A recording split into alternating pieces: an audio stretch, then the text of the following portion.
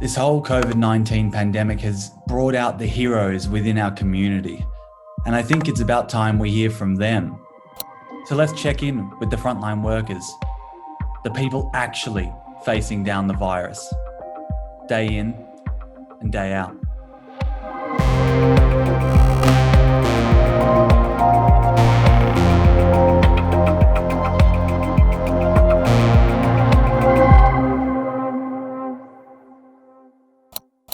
I always kind of wondered when I chose this job if something eventually would make me have to pull away from my family like this, but you never think it will. So I'm a paramedic in the wonderful city of Toronto. We, like many cities around the world, are being affected by this pandemic. With not knowing where this was headed, I moved away from my wife and kids. Can you walk me through your role? Who do you provide psychological care to? So my role is the principal psychologist at Ambulance Victoria. What has been overwhelmingly evident to me this week is that I've been having conversations with staff that have never had to worry about their mental health before. So they've been in the job a long time, but they've never experienced high levels of anxiety. For the first time, they're going, wow, this is what it is. God, I get it, We've tried to kind of adopt this mantra or this expression that there are no emergencies in a pandemic, which sounds counterintuitive. But what that means is that we have to make sure we're safe in wearing our PPE appropriately. And that takes time. The other thing that came through for people as well is that people feel fear because they ultimately value safety. Does it wipe out the entire ambulance station that I work at? Does it get spread in the community when I go to patients for the first week not knowing I had an exposure and I'm contagious? That's there are no emergencies in a pandemic because you need to take your time to be safe. And that's hard because people look at us, they're standing at the door like, hurry up, we need you to get in here. And that is another level of stress that you're like, I am coming, but I need to make sure we're safe. I remember my last day at the Institute of Cancer Research, and what really struck me was this guy kept coming in and cleaning my office door every hour. And then we got a message that everyone should work at home. And I worked at home for about a week.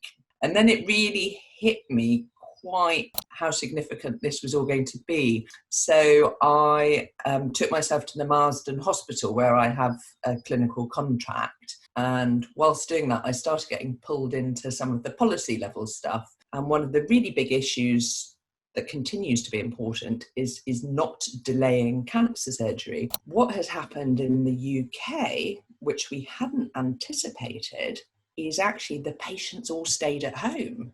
So actually, as it turned out, we haven't had that much of a backlog in terms of the surgery. And what that means is that actually the problem is yet to come. I don't know if anyone predicted this effect, but we've actually seen a decrease in our call volume. These patients have been sitting at home with their chronic cough, their change in bowel habit, their indigestion, because they're concerned about going to the GP, they're concerned about going into hospital, but actually they're not going to go away. We are planning for the worst so we can provide the care that we are mandated to provide. And that anticipatory anxiety will constantly change as more and more information comes to light about what to expect from a whole heap of sources. We're only just gone over the peak of infectivity and new cases per day. They've lifted a lot of the lockdown restrictions. Everyone's keen to get back to normal. It's entirely plausible there will be a second peak. For the people not on the front lines, what do you think the general public are missing here? I know it's really hard. We keep hearing stay at home, stay at home, stay at home, but it's so important. I think one thing that I'm having difficulty with is when I'm driving around in my ambulance, anxious about the next patient that I'm going to have, or anxious about the last patient I had that was sick. And then I see people not adhering to the advice from our top medical professionals. And it's just such a slap in the face when we're out there trying to fight this thing. Will it increase our mental health presentations? Yes, I think it will. But then we have that, let's have this surge to solution. Let's figure out how we're going to manage this and manage it well. People recognised that we didn't have all the protective equipment and the hospital was busting a gut to get it. But actually what was really noticeable was how much people pulled together and what a can-do mentality there was within the hospital and across the NHS more broadly. It's funny, we all have our faces covered because we're wearing these masks, but the looks you get, just that eye contact, it screams we're all on the same team.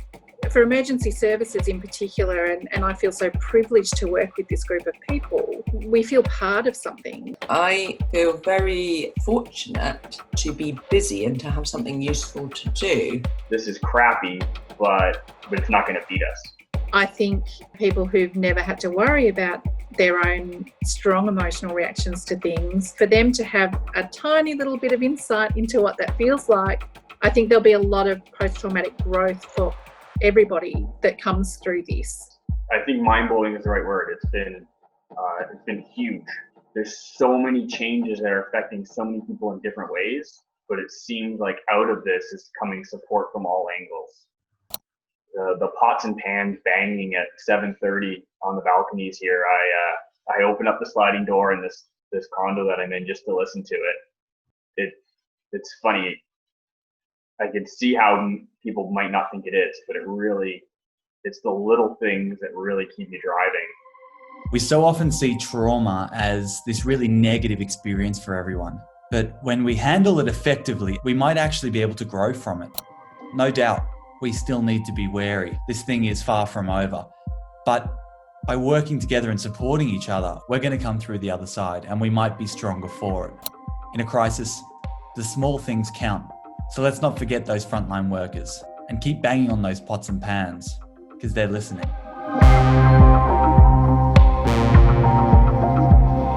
Everyone is as lonely as I am, so they're more than willing to chat. I had the question of what's keeping you busy? I'm doing nothing like every single person.